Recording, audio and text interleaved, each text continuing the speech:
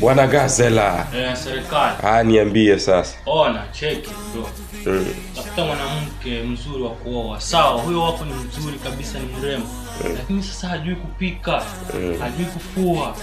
Serikali, wewe ni mwanamke kweli? Na hawezi shida mwanamke. Yaani wewe unapenda sifa, yani utakijueni, ulipata chombo kile chombo alafu nyumbani kwako hajui kupika. Sasa kwa mfano mwako waje wewe, anasema kwa sababu mwanangu nipikie. Angalia serikali, sina aibu hiyo. Sasa unajua kuna tofauti ya mke na slay queen. Slay queen. Sasa wewe wako slay queen. Ni mrembo lakini ni slay queen. Mke anajua kupika, anajua kufua. Kazi za nyumbani anazijua, wewe enda kutafuta, yeye anajifanya kazi za nyumbani anajua. Huyo si mke bro.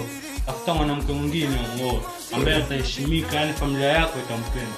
Lakini huyo slay queen huyo yani wale madingi wale ambao wanamwekea mpishi hapo, anampikia, anafuliwa.